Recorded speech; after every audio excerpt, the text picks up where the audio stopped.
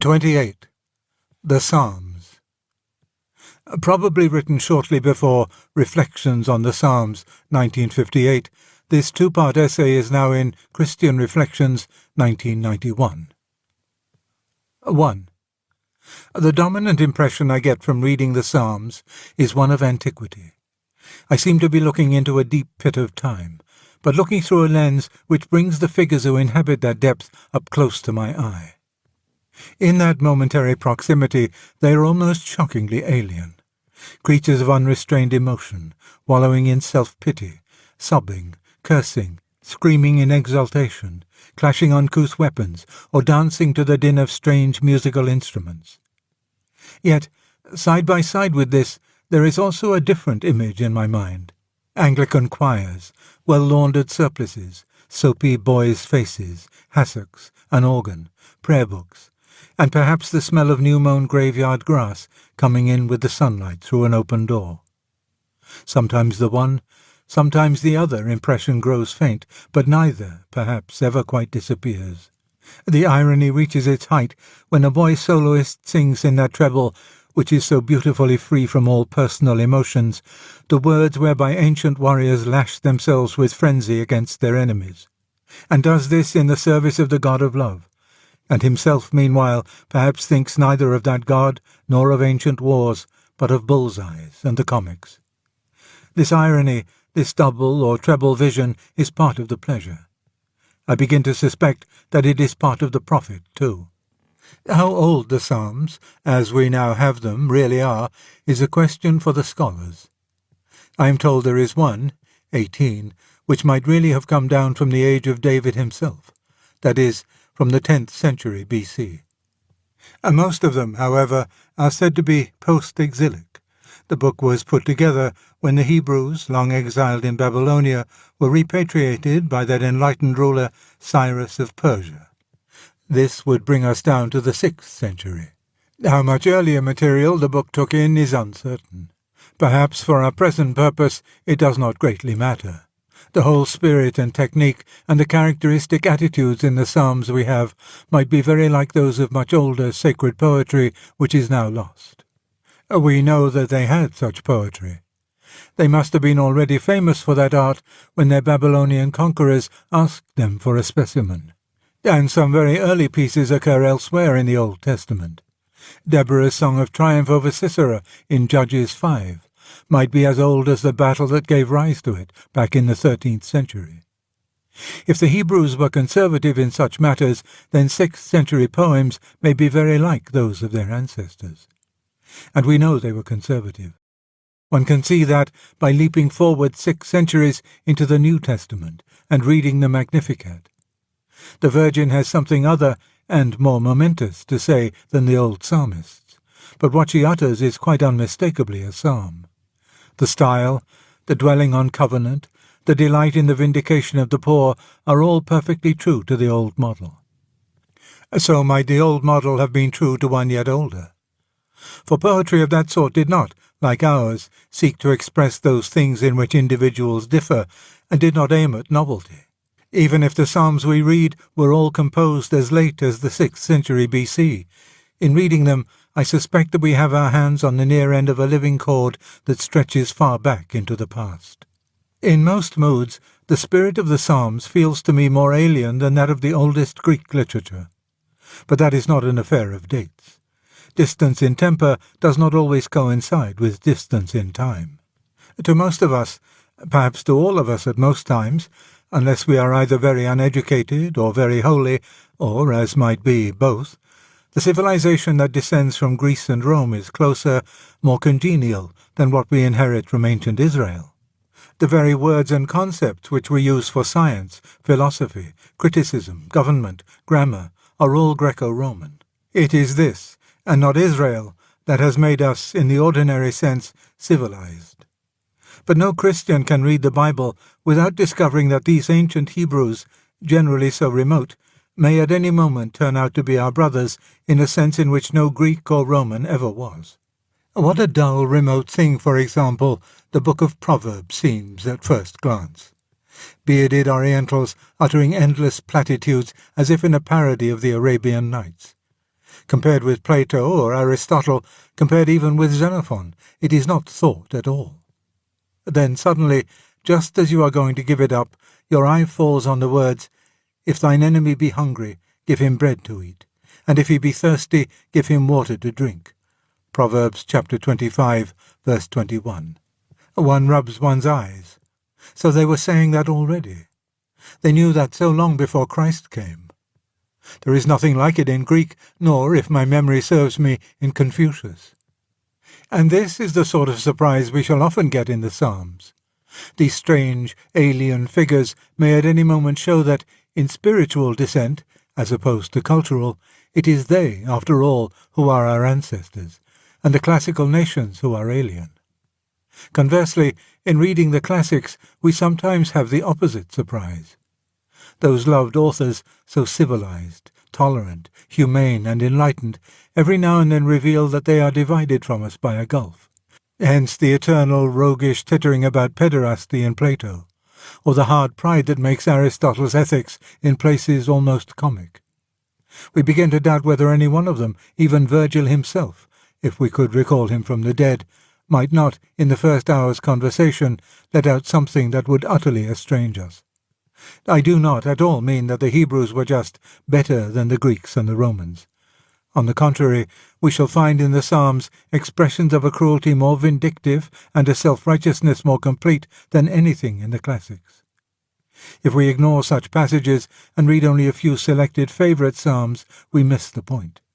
For the point is precisely this, that these same fanatic and homicidal Hebrews, and not the more enlightened peoples, again and again, for brief moments, reach a Christian level of spirituality. It is not that they are better or worse than the pagans, but that they are both better and worse. One is forced to recognize that, in one respect, these alien poets are our predecessors, and the only predecessors we can find in all antiquity. They have something the pagans have not. They know something of which Socrates was ignorant. This something does not seem to us to arise at all naturally from what else we can see of their character. It looks like something that has been given them from outside. In fact, like what it professes to be, a revelation. Their claim to be the chosen people is strong. We may, indeed, be surprised at the choice. If we had been allowed to see the world as it was, say, in the 15th century BC, and asked to guess which of the stocks then existing was going to be entrusted with the consciousness of God, and with the transmission of that blood which would one day produce a body for the incarnation of God himself, I do not think many of us would have guessed right. I think the Egyptians would have been my own favourite. A similar strangeness meets us elsewhere. The raw material out of which a thing is made is not always that which would seem most promising to one who does not understand the process. There is nothing hard, brittle, or transparent about the ingredients of glass. Again, to come nearer to the present matter, do not our own personal ancestors, our family, seem at first rather improbable? Later, as we begin to recognize the heredity that works in us, we understand. But surely not at first.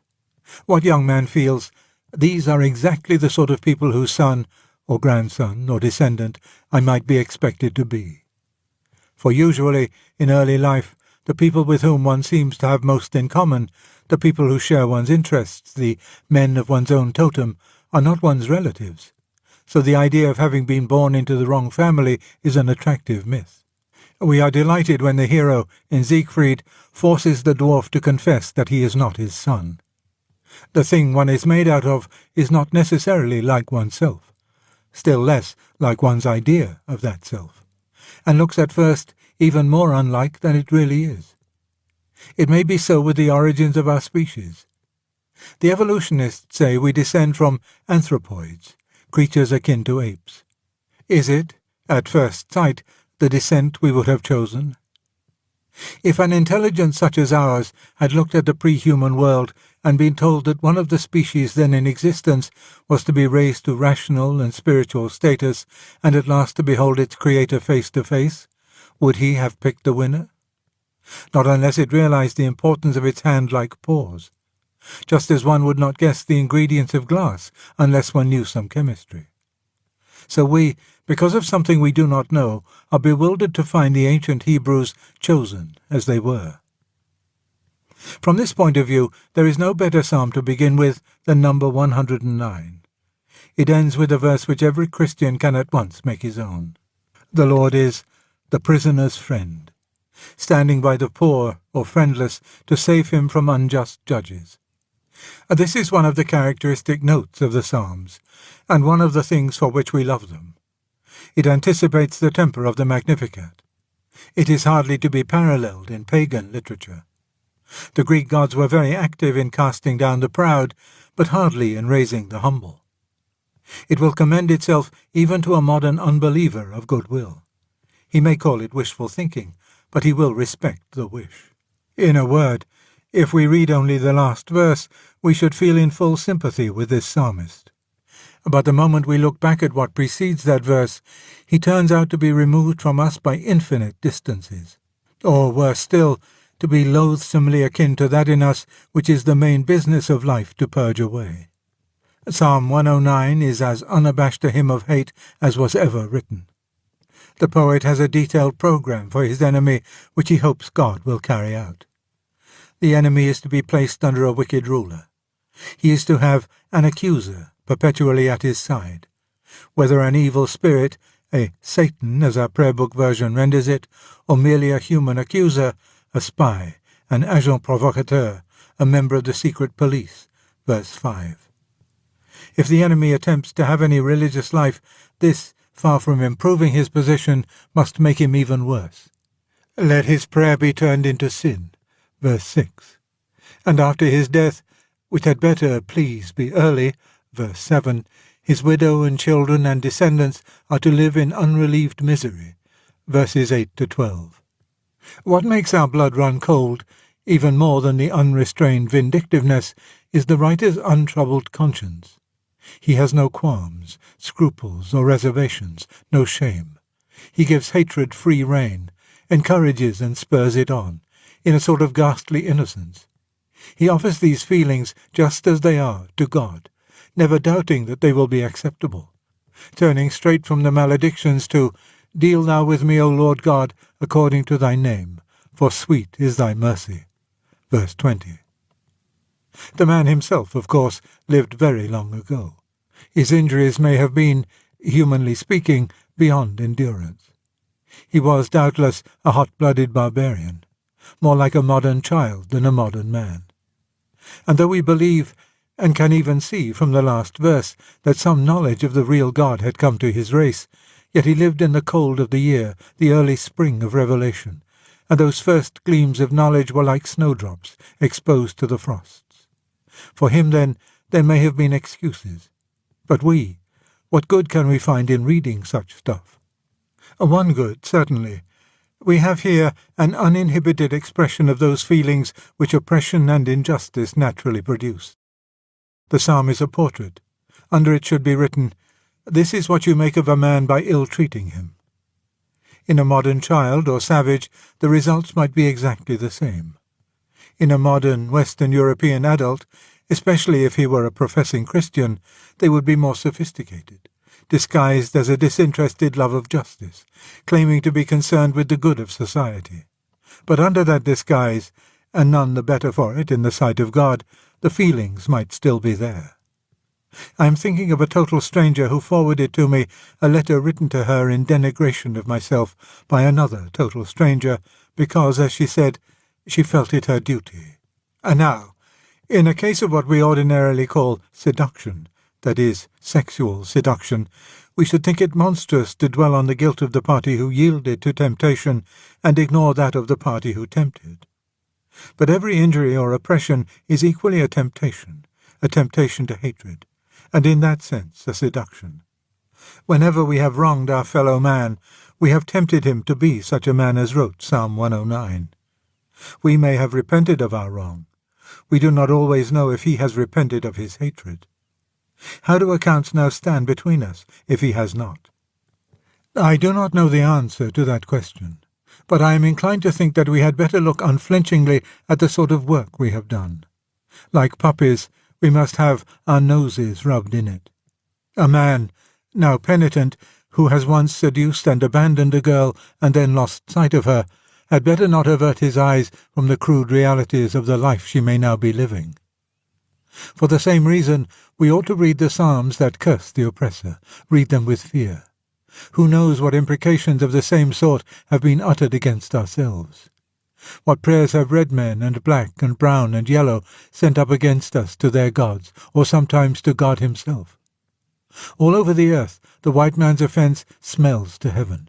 Massacres, broken treaties, theft, kidnappings, enslavement, deportation, floggings, lynchings, beatings up, rape, insult, mockery, and odious hypocrisy make up that smell. But the thing comes nearer than that. Those of us who have little authority, who have few people at our mercy, may be thankful. But how if one is an officer in the army, or perhaps worse, an NCO, a hospital matron, a magistrate, a prison warden, a school prefect, a trade union official, a boss of any sort? In a word, anyone who cannot be answered back. It is hard enough, even with the best will in the world, to be just. It is hard, under the pressure of haste, uneasiness, ill-temper, self-complacency, and conceit, even to continue intending justice. Power corrupts. The insolence of office will creep in. We see it so clearly in our superiors. Is it unlikely that our inferiors see it in us? How many of those who have been over us did not sometimes, perhaps often, need our forgiveness? Be sure that we likewise need the forgiveness of those that are under us. We may not always receive it. They may not be Christians at all. They may not be far enough on the way to master that hard work of forgiveness which we have set them. Bitter chronic resentment, unsuccessfully resisted or not resisted at all, may be burning against us. The spirit, essentially, of Psalm 109. I do not mean that God hears and will grant such prayers as that psalmist uttered. They are wicked. He condemns them. All resentment is sin. And we may hope that those things which our inferiors resent were not really half so bad as they imagine. The snub was unintentional. The high-handed behaviour on the bench was due to ignorance and an uneasy awareness of one's own incapacity. The seemingly unfair distribution of work was not really unfair, or not intended to be. The inexplicable personal dislike for one particular inferior, so obvious to him and to some of his fellows, is something of which we are genuinely unconscious. It appears in our conscious mind as discipline, or the need for making an example. Anyway, it is very wicked of them to hate us. Yes, but the folly consists in supposing that God sees the wickedness in them apart from the wickedness in us which provoked it. They sin by hatred because we tempted them. We have, in that sense, seduced, debauched them. They are, as it were, the mothers of this hatred. We are the fathers. It is from this point of view that the Magnificat is terrifying. If there are two things in the Bible which should make our blood run cold, it is one. The other is that phrase in Revelation, the wrath of the Lamb. If there is not mildness in the Virgin Mother, if even the Lamb, the helpless thing that bleats and has its throat cut, is not the symbol of the harmless, where shall we turn? The resemblance between the Magnificat and traditional Hebrew poetry, which I noted above, is no mere literary curiosity. There is, of course, a difference. There are no cursings here, no hatred, no self-righteousness. Instead there is mere statement.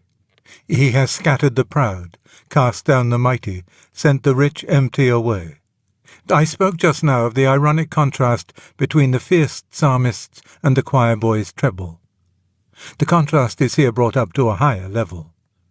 Once more we have the treble voice, a girl's voice, announcing without sin that the sinful prayers of her ancestors do not remain entirely unheard, and doing this, not indeed with fierce exultation, yet, who can mistake the tone, in a calm and terrible gladness.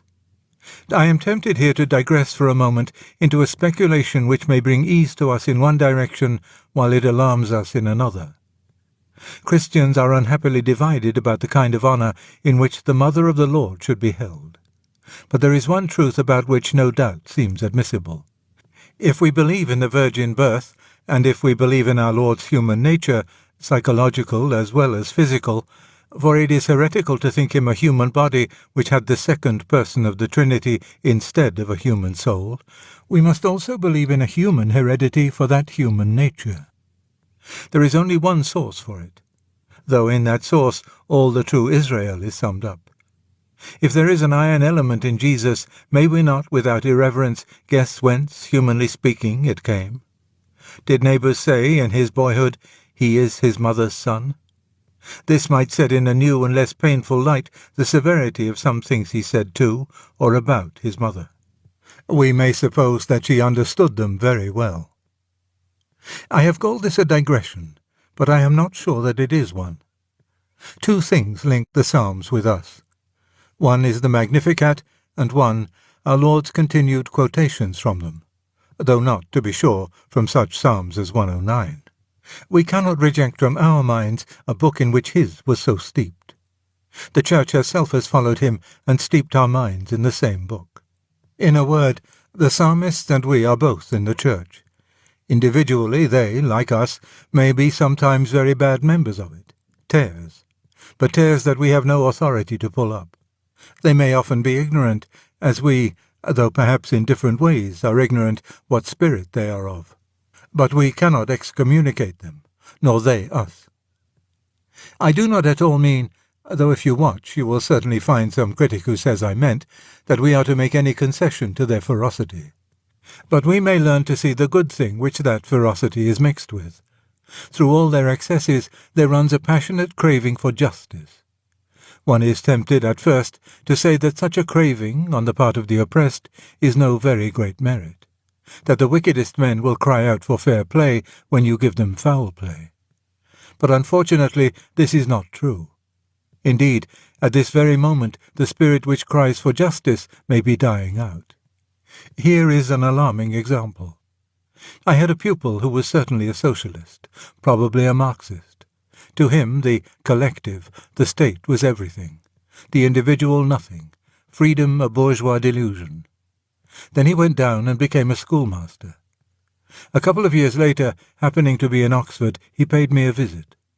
He said he had given up socialism. He was completely disillusioned about state control. The interferences of the Ministry of Education with schools and schoolmasters were, he had found, arrogant, ignorant, and intolerable. Sheer tyranny. I could take lots of this, and the conversation went on merrily. Then suddenly the real purpose of his visit was revealed.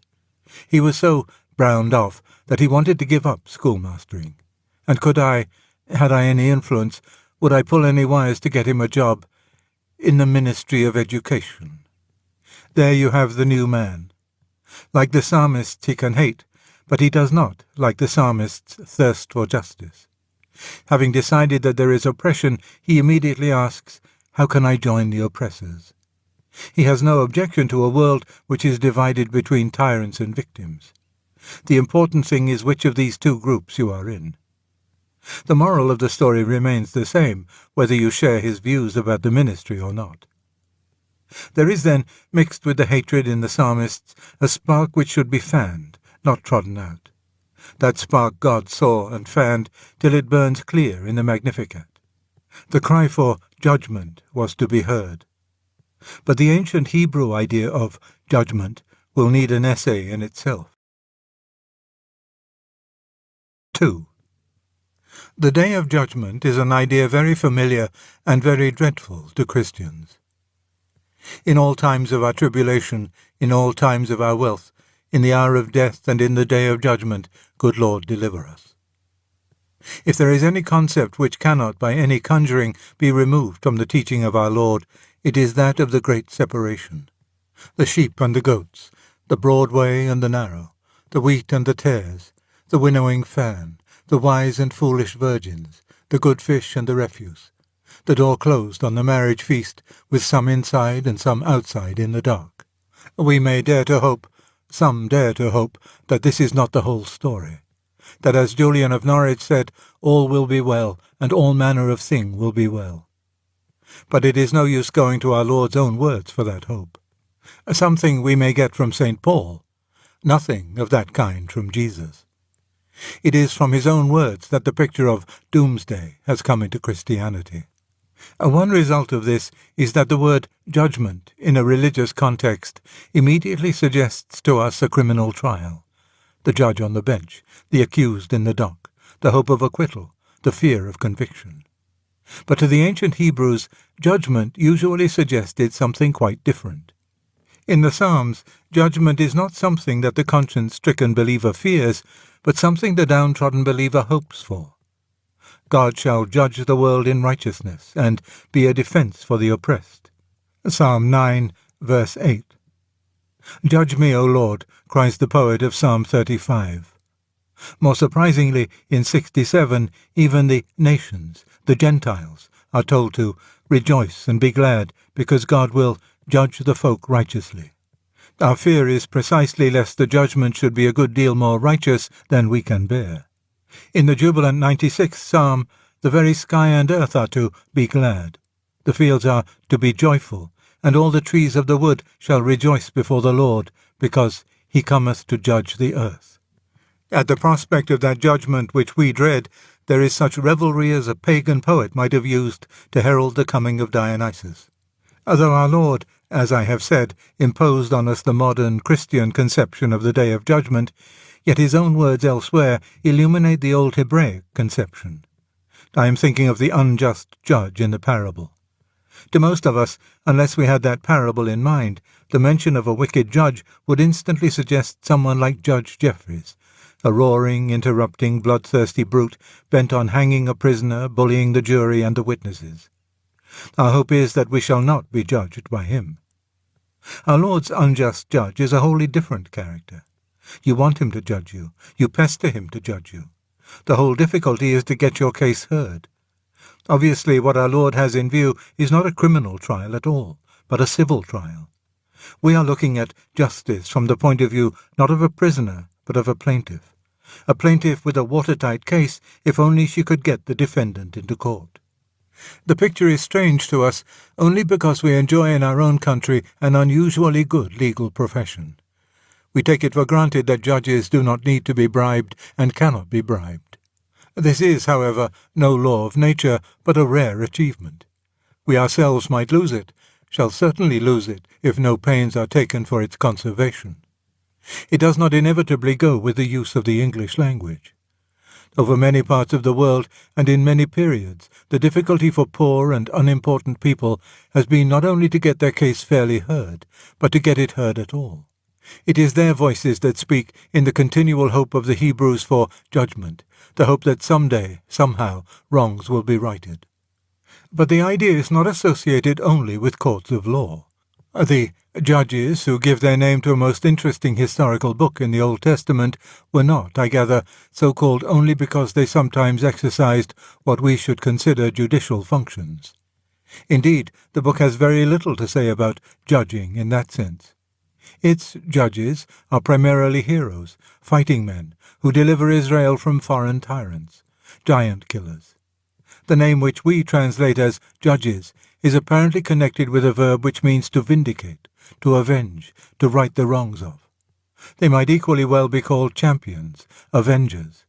The knight-errant of medieval romance, who spends his days liberating and securing justice for distressed damsels, would almost have been, for the Hebrews, a judge. Such a judge, he who will at last do us right, the deliverer, the protector, the queller of tyrants, is the dominant image in the Psalms. There are, indeed, some few passages in which a psalmist thinks of judgment with trembling. Enter not into judgment with thy servant, for in thy sight shall no man living be justified. Psalm 143, verse 2. Or, if thou, Lord, will be extreme to mark what is done amiss, O Lord, who may abide it? Psalm 130, verse 3. But the opposite attitude is far commoner. Hear the right, O Lord. Psalm 17, verse 1. Be thou my judge. Psalm 26, verse 1. Plead thou my cause. Psalm 35, verse 1. Give sentence with me, O God. Psalm 43, verse 1. Arise, thou judge of the world. Psalm 94, verse 2. It is for justice, for a hearing, far more often than for pardon, that the psalmists pray. We thus reach a very paradoxical generalization. Ordinarily, and of course correctly, the Jewish and the Christian Church, the reign of Moses and the reign of Christ, are contrasted as law against grace, justice against mercy, rigour against tenderness. Yet apparently those who live under the sterner dispensation hope for God's judgment, while those who live under the milder fear it. How does this come about? The answer, by and large, will be plain to all who have read the Psalms with attention. The psalmists, with very few exceptions, are eager for judgment because they believe themselves to be wholly in the right. Others have sinned against them. Their own conduct, as they frequently assure us, has been impeccable. They earnestly invite the divine inspection, certain that they will emerge from it with flying colours. The adversary may have things to hide, but they have not. The more God examines their case, the more unanswerable it will appear. The Christian, on the other hand, trembles because he knows he is a sinner. Thus, in one sense, we might say that Jewish confidence in the face of judgment is a byproduct of Jewish self-righteousness. But this is far too summary. We must consider the whole experience out of which the self-righteous utterances grow. And secondly, what, on a deeper level, those utterances really mean. The experience is dark and dreadful.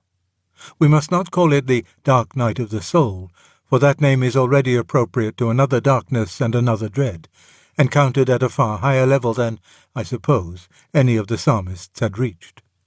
But we may well call it the dark night of the flesh, understanding by the flesh the natural man. For the experience is not in itself necessarily religious, and thousands of unbelievers undergo it in our own time. It arises from natural causes, but it becomes religious in the psalmists because they are religious men. It must be confessed at the outset that all those passages which paint this dark night can be regarded, if we wish, as the expressions of a neurosis. If we choose to maintain that several psalmists wrote in, or on the verge of, a nervous breakdown, our theory will cover all the facts. That is, the psalmists assert as true about their own situation all those things which a patient in a certain neurotic condition wrongly believes to be true of his. For our present purpose, I think this does not matter much. Neurosis is a thing that occurs. We may have passed, or may yet have to pass, through that valley. It concerns us to see how certain believers in God behaved in it before us. And neurosis is, after all, a relative term. Who can say that he never touches the fringes of it? Even if the Psalms were written by neurotics, that will not make them wholly irrelevant. But of course, we cannot be at all sure that they were. The neurotic wrongly believes that he is threatened by certain evils. But another man, or the neurotic himself at another time, may be really threatened with those same evils. It may be only the patient's nerves that make him so sure that he has cancer, or is financially ruined, or is going to hell. But this does not prove that there are no such things as cancer, or bankruptcy, or damnation. To suggest that the situation described in certain psalms must be imaginary seems to me to be wishful thinking. The situation does occur in real life. If anyone doubts this, let him consider, while I try to present this dark night of the flesh, how easily it might be not the subjective impression, but the real situation of any one of the following. 1. A small, ugly, unathletic, unpopular boy in his second term at a thoroughly bad English public school. 2.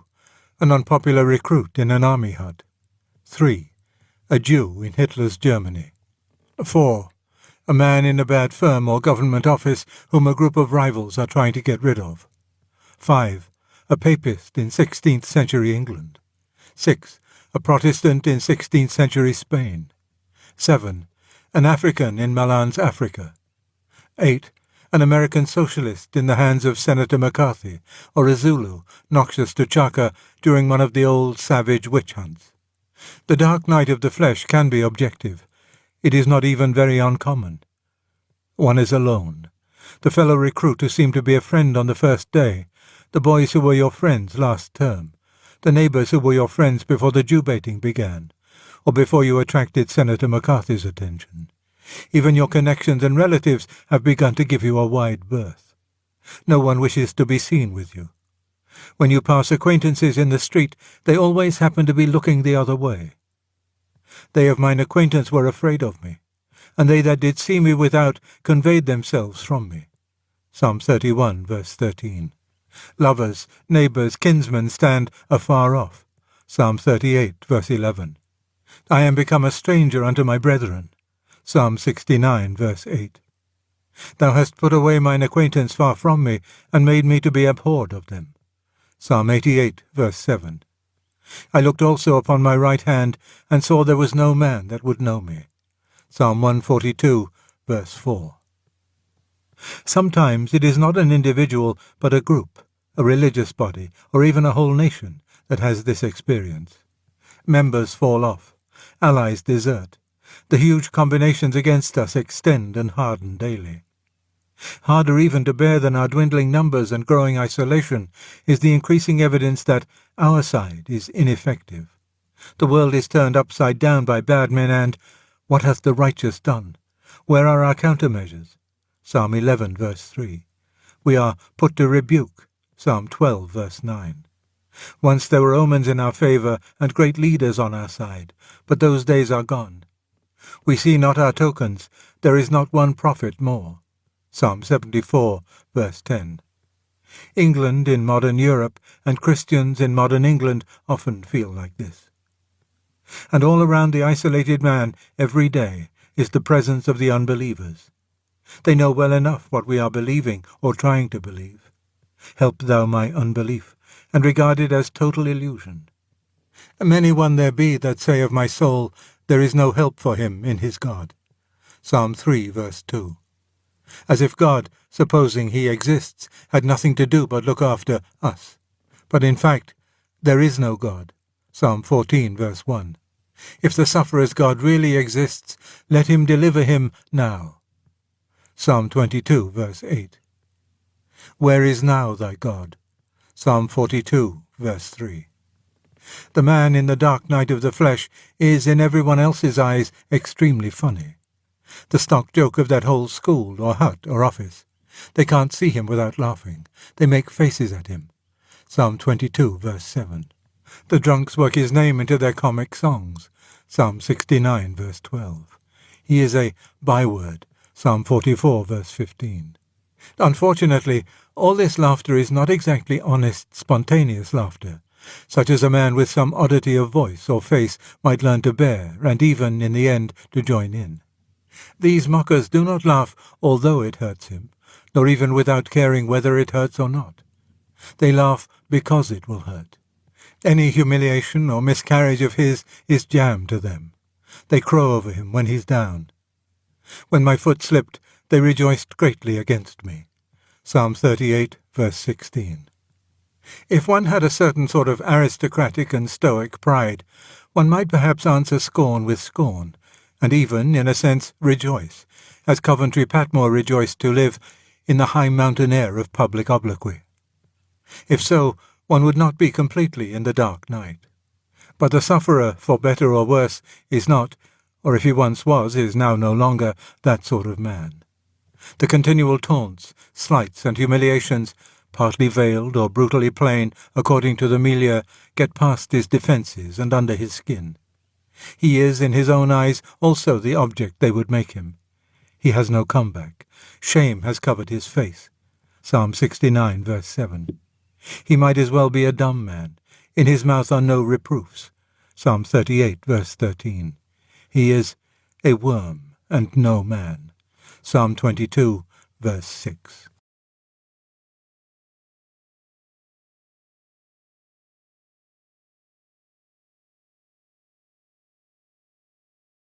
(3) The Funeral of a Great Myth. This essay was first published in Christian Reflections, 1998, and develops one of the myths in Is Theology Poetry? There are some mistakes which humanity has made and repented so often that there is now really no excuse for making them again. One of these is the injustice which every age does to its predecessor. For example, the ignorant contempt which the humanists, even good humanists like Sir Thomas More, felt for medieval philosophy, or romantics, even good romantics like Keats, felt for 18th century poetry. Each time all this reaction and resentment has to be punished and unsaid. It is a wasteful performance. It is tempting to try whether we, at least, cannot avoid it. Why should we not give our predecessors a fair and filial dismissal? Such, at all events, is the attempt I am going to make in this paper. I come to bury the great myth of the 19th and early 20th century, but also to praise it. I am going to pronounce a funeral oration. By this great myth, I mean that picture of reality which resulted during the period under consideration, not logically but imaginatively, from some of the more striking and, so to speak, marketable theories of the real scientists. I have heard this myth called Wellsianity. The name is a good one insofar as it does justice to the share which a great imaginative writer bore in building it up. But it is not satisfactory. It suggests, as we shall see, an error about the date at which the myth became dominant, and it also suggests that the myth affected only the middle-brow mind. In fact, it is as much behind Bridges' Testament of Beauty as it is behind the work of Wells. It dominates minds as different as those of Professor Alexander and Walt Disney. It is implicit in nearly every modern article on politics, sociology, and ethics. I call it a myth because it is, as I have said, the imaginative and not the logical result of what is vaguely called modern science. Strictly speaking, there is, I confess, no such thing as modern science. There are only particular sciences, all in a state of rapid change and sometimes inconsistent with one another. What the myth uses is a selection from the scientific theories, a selection made at first and modified afterwards in obedience to imaginative and emotional needs. It is the work of the folk imagination, moved by its natural appetite for an impressive unity. It therefore treats its data with great freedom, selecting, slurring, expurgating, and adding at will. The central idea of the myth is what its believers would call evolution, or development, or emergence, just as the central idea in the myth of Adonis is death and rebirth. I do not mean that the doctrine of evolution, as held by practicing biologists, is a myth. It may be shown by later biologists to be a less satisfactory hypothesis than was hoped 50 years ago, but that does not amount to being a myth. It is a genuine scientific hypothesis. But we must sharply distinguish between evolution as a biological theorem and popular evolutionism or developmentalism, which is certainly a myth. Before proceeding to describe it and, which is my chief business, to pronounce its eulogy, I had better make clear its mythical character. We have, first of all, the evidence of chronology. If popular evolutionism were, as it imagines itself to be, not a myth, but the intellectually legitimate result of the scientific theorem on the public mind, it would arise after that theorem had become widely known. We should have the theorem known first of all to a few, then adopted by all the scientists, then spreading to all men of general education, then beginning to affect poetry and the arts, and so finally percolating to the mass of the people. In fact, however, we find something quite different. The clearest and finest poetical expressions of the myth come before The Origin of Species was published, 1859, and long before it had established itself as scientific orthodoxy. There had, to be sure, been hints and germs of the theory in scientific circles before 1859. But if the mythopoeic poets were at all infected by those germs, they must have been very up-to-date indeed, very predisposed to catch the infection. Almost before the scientists spoke, certainly before they spoke clearly, imagination was ripe for it.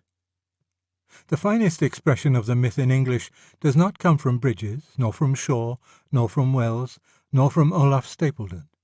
It is this: As heaven and earth are fairer, fairer far than chaos and blank darkness, though once chiefs, and as we show beyond that heaven and earth, in form and shape compact and beautiful, in will, in action free, companionship, and thousand other signs of purer life, so on our heels a fresh perfection treads, a power more strong in beauty born of us, and fated to excel us, as we pass in glory that old darkness.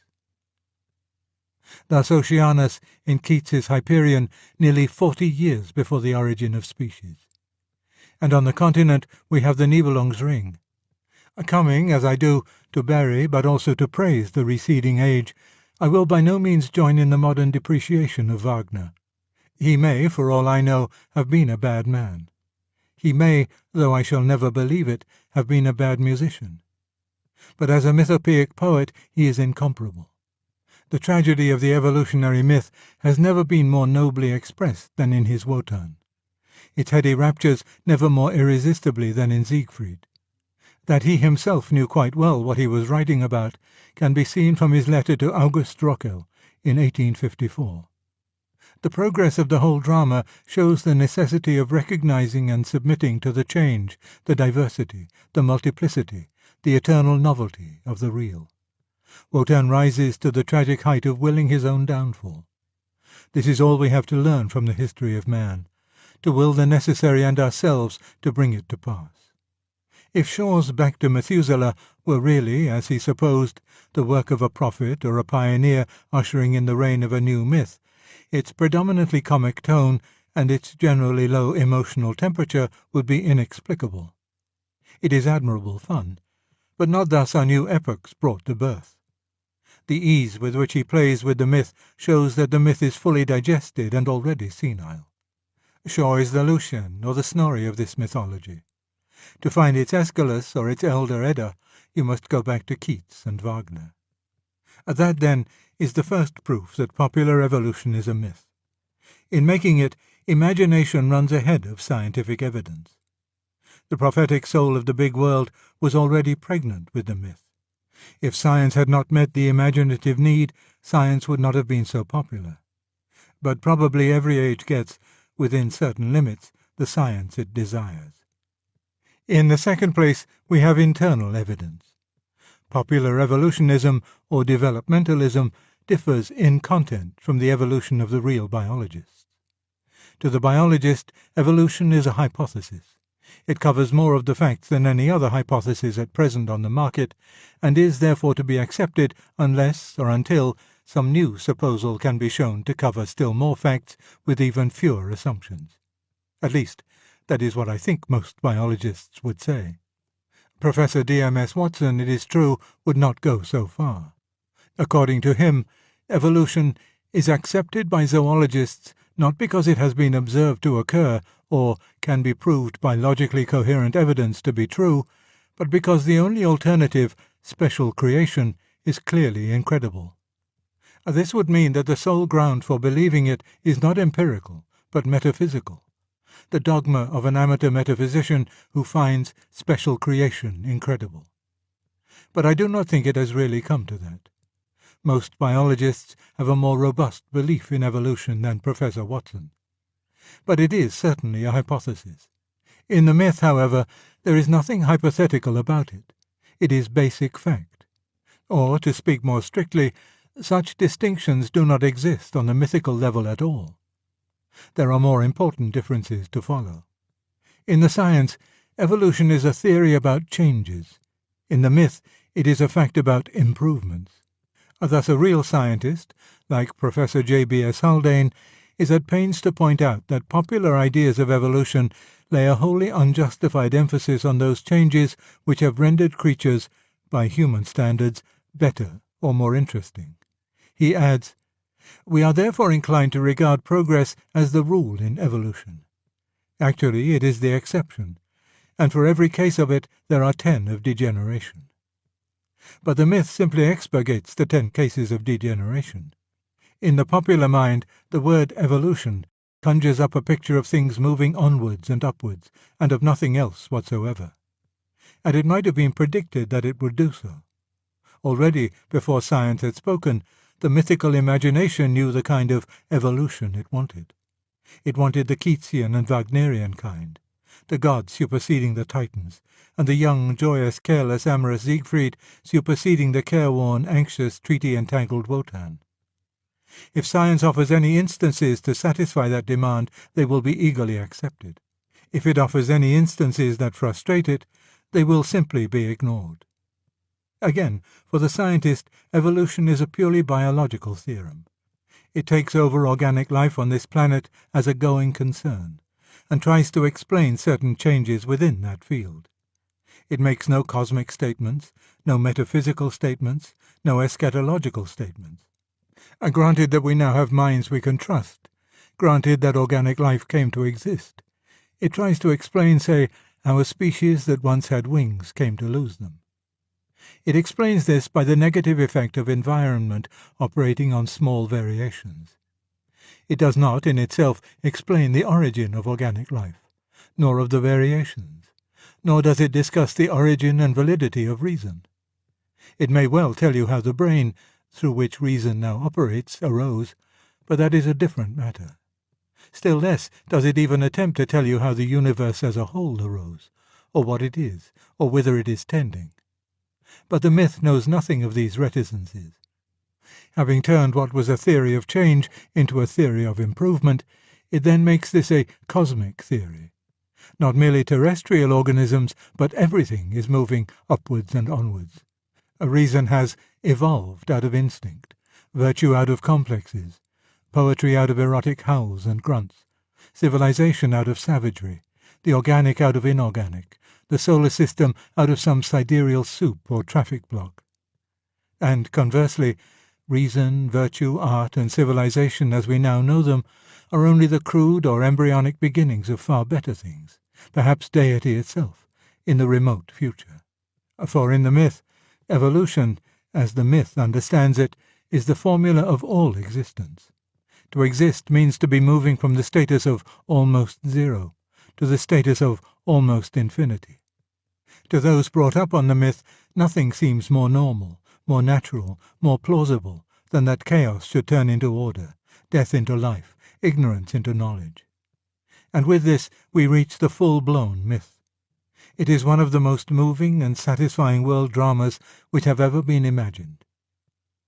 The drama proper is preceded, do not forget the Rheingold here, by the most austere of all preludes, the infinite void and matter endlessly, aimlessly moving to bring forth it knows not what. Then by some millionth chance, what tragic irony, the conditions at one point of space and time bubble up into that tiny fermentation which we call organic life. At first, everything seems to be against the infant hero of our drama, just as everything always was against the seventh son, or ill-used stepdaughter in a fairy tale. But life somehow wins through. With incalculable sufferings, the sorrows of the Volsungs were nothing to it. Against all but insuperable obstacles, it spreads, it breeds, it complicates itself. From the amoeba up to the reptile, up to the mammal. Life, here comes our first climax, wantons as in her prime. This is the age of monsters. Dragons prowl the earth, devour one another and die. Then the old irresistible theme of the younger son or the ugly duckling is repeated.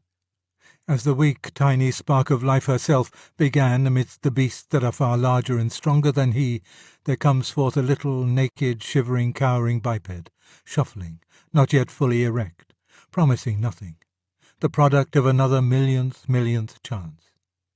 His name in this myth is Man. Elsewhere he has been the young Beowulf, whom men at first thought a dastard, or the stripling David, armed only with a sling against mail-clad Goliath, or Jack the Giant Killer himself, or even Hop o' My Thumb. He thrives. He begins killing his giants. He becomes the caveman with his flints and his club, muttering and growling over his enemy's bones, almost a brute, yet somehow able to invent art, pottery, language, weapons, cookery, and nearly everything else. His name in another story is Robinson Crusoe, dragging his screaming mate by her hair, I do not exactly know why, tearing his children to pieces in fierce jealousy until they are old enough to tear him, and cowering before the terrible gods whom he has invented in his own image. But these were only growing pains. In the next act he becomes the true man. He learns to master nature. Science arises and dissipates the superstitions of his infancy. More and more he becomes the controller of his own fate. Passing hastily over the historical period, in it the upward and onward movement gets in places a little indistinct, but it is a mere nothing by the time scale we are using, we follow our hero on into the future. See him in the last act, though not the last scene, of this great mystery. A race of demigods now rule the planet, in some versions the galaxy. Eugenics have made certain that only demigods will now be born. Psychoanalysis, that none of them shall lose or smirch his divinity. Economics, that they shall have to hand all that demigods require. Man has ascended his throne. Man has become God. All is a blaze of glory. And now, mark well the final stroke of mythopoeic genius. It is only the more debased versions of the myth that end here. For to end here is a little pathetic, even a little vulgar. If we stopped at this point, the story would lack the highest grandeur. Therefore, in the best versions, the last scene reverses all. Arthur died. Siegfried died. Roland died at Roncevaux. Dusk steals darkly over the gods. All this time we have forgotten Mordred, Hagen, Ganelon. All this time nature, the old enemy who only seemed to be defeated, has been gnawing away, silently, unceasingly, out of the reach of human power. The sun will cool. All suns will cool. The whole universe will run down. A life, every form of life, will be banished without hope of return from every cubic inch of infinite space. All ends in nothingness. Universal darkness covers all. True to the shape of Elizabethan tragedy, the hero has swiftly fallen from the glory to which he slowly climbed. We are dismissed in calm of mind, all passion spent. It is indeed much better than an Elizabethan tragedy, for it has a more complete finality. It brings us to the end not of a story, but of all possible stories. Enden sah ich die Welt. I grew up believing in this myth, and I have felt, I still feel, its almost perfect grandeur. Let no one say we are an unimaginative age. Neither the Greeks nor the Norsemen ever invented a better story. Even to the present day, in certain moods, I could almost find it in my heart to wish that it was not mythical but true. And yet, how could it be? What makes it impossible that it should be true is not so much the lack of evidence for this or that scene in the drama as the fatal self-contradiction which runs right through it. The myth cannot even get going without accepting a good deal from the real sciences. And the real sciences cannot be accepted for a moment unless rational inferences are valid. For every science claims to be a series of inferences from observed facts. It is only by such inferences that you can reach your nebulae and protoplasm and dinosaurs and submen and cavemen at all. Unless you start by believing that reality in the remotest space and the remotest time rigidly obeys the laws of logic, you can have no ground for believing in any astronomy, any biology, any paleontology, any archaeology. To reach the positions held by the real scientists, which are then taken over by the myth, you must, in fact, treat reason as an absolute. But at the same time, the myth asks me to believe that reason is simply the unforeseen and unintended byproduct of a mindless process at one stage of its endless and aimless becoming. The content of the myth thus knocks from under me the only ground on which I could possibly believe the myth to be true. If my own mind is a product of the irrational, if what seem my clearest reasonings are only the way in which a creature conditioned as I am is bound to feel, how shall I trust my mind when it tells me about evolution? They say, in effect, I will prove that what you call a proof is only the result of mental habits, which result from heredity, which results from biochemistry, which results from physics. But this is the same as saying, I will prove that proofs are irrational. More succinctly, I will prove that there are no proofs. The fact that some people of scientific education cannot by any effort be taught to see the difficulty confirms one's suspicion that here we touch a radical disease in their whole style of thought. But the man who does see it is compelled to reject as mythical the cosmology in which most of us were brought up. That it has embedded in it many true particulars I do not doubt, but in its entirety it simply will not do. Whatever the real universe may turn out to be like, it can't be like that. I have been speaking hitherto of this myth as of a thing to be buried, because I believe that its dominance is already over, in the sense that what seem to me to be the most vigorous movements of contemporary thought point away from it. Physics, a discipline less easily mythological, is replacing biology as the science par excellence in the mind of the plain man. The whole philosophy of becoming has been vigorously challenged by the American humanists. The revival of theology has attained proportions that have to be reckoned with. The romantic poetry and music in which popular evolutionism found its natural counterpart are going out of fashion. But of course, a myth does not die in a day. We may expect that this myth, when driven from cultured circles, will long retain its hold on the masses, and even when abandoned by them, will continue for centuries to haunt our language.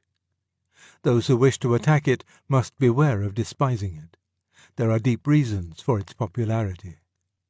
The basic idea of the myth, that small or chaotic or feeble things perpetually turn themselves into large, strong, ordered things, may at first sight seem a very odd one.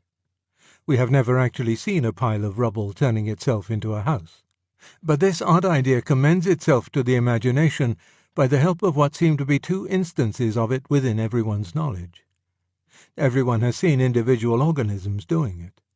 Acorns become oaks, grubs become insects, eggs become birds. Every man was once an embryo. And secondly, which weighs very much in the popular mind during a machine age, everyone has seen evolution really happening in the history of machines. We all remember when locomotives were smaller and less efficient than they are now. These two apparent instances are quite enough to convince the imagination that evolution, in a cosmic sense, is the most natural thing in the world. It is true that reason cannot here agree with imagination. These apparent instances are not really instances of evolution at all. The oak comes indeed from the acorn, but then the acorn was dropped by an earlier oak. Every man began with the union of an ovum and a spermatozoon, but the ovum and the spermatozoon came from two fully developed human beings.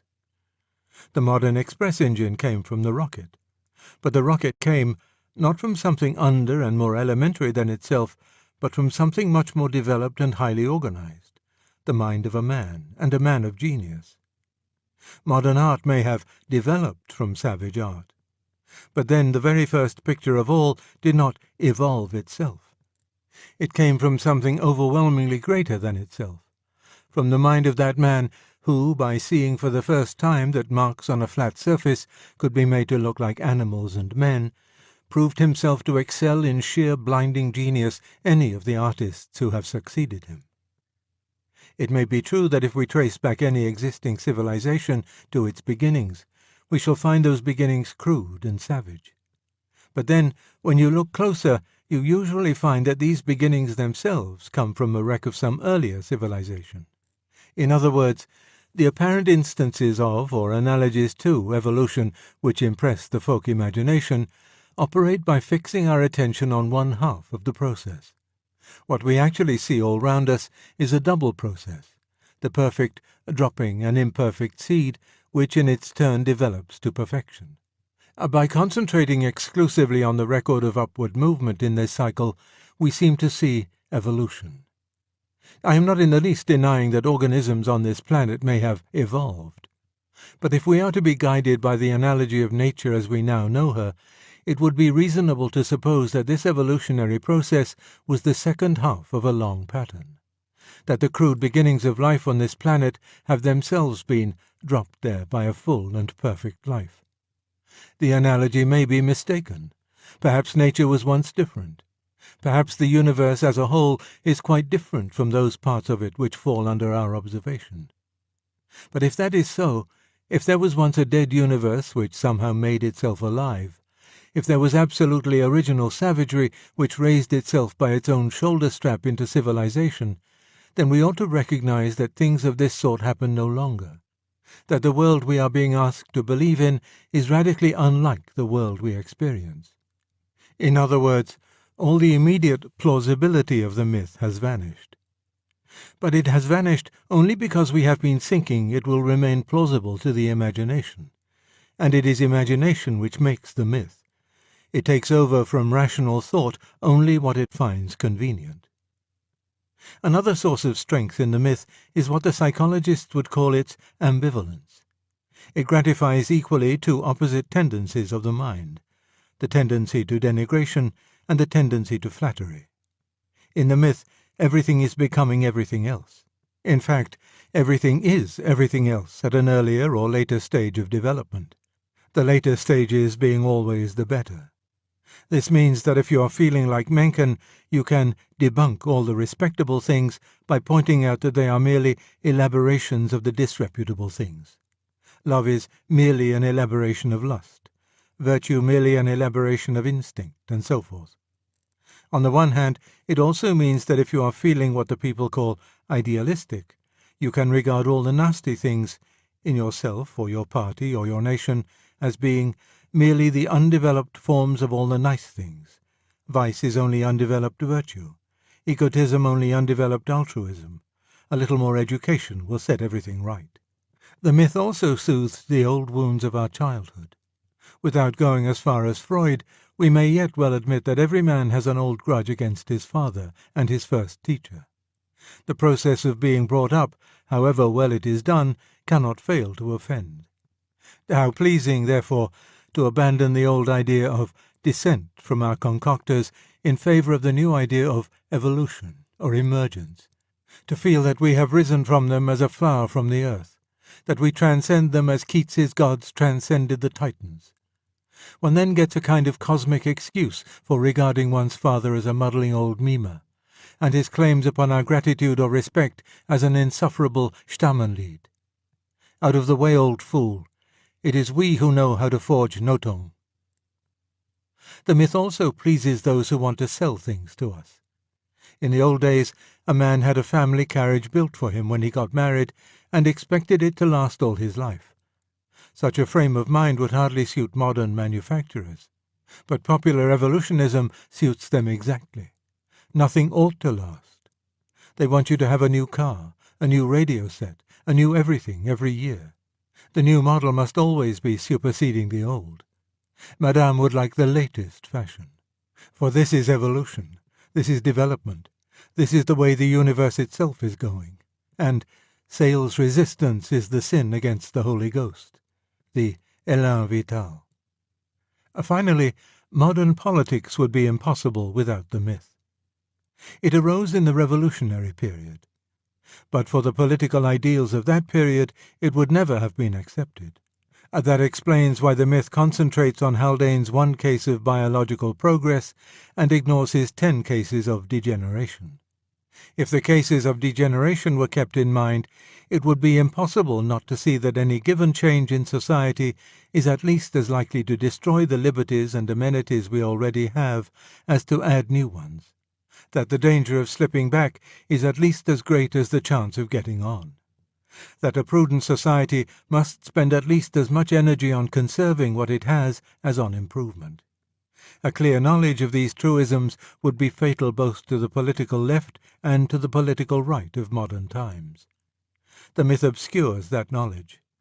Great parties have a vested interest in maintaining the myth. We must therefore expect that it will survive in the popular press, including the ostensibly comic press, long after it has been expelled from educated circles. In Russia, where it has been built into the state religion, it may survive for centuries. For it has great allies. Its friends are propaganda, party cries, and bilge, and man's incorrigible mind. But that is not the note on which I would wish to end. The myth has all these discreditable allies, but we should be far astray if we thought it had no others. As I have tried to show, it has better allies too. It appeals to the same innocent and permanent needs in us which welcome Jack the Giant Killer. It gives us almost everything the imagination craves: irony, heroism, vastness, unity and multiplicity, and a tragic close. It appeals to every part of me except my reason. That is why those of us who feel that the myth is already dead for us must not make the mistake of trying to debunk it in the wrong way. We must not fancy that we are securing the modern world from something grim and dry, something that starves the soul. The contrary is the truth. It is our painful duty to wake the world from an enchantment. The real universe is probably in many respects less poetical, certainly less tidy and unified than they had supposed. Man's role in it is less heroic. The danger that really hangs over him is perhaps entirely lacking in true tragic dignity. It is only in the last resort, and after all lesser poetries have been renounced and imagination sternly subjected to intellect, that we shall be able to offer them any compensation for what we intend to take away from them. That is why, in the meantime, we must treat the myth with respect. It was all, on a certain level, nonsense. But a man would be a dull dog if he could not feel the thrill and charm of it. For my own part, though I believe it no longer, I shall always enjoy it, as I enjoy other myths. I shall keep my caveman where I keep Balder and Helen and the Argonauts, and there often revisit him.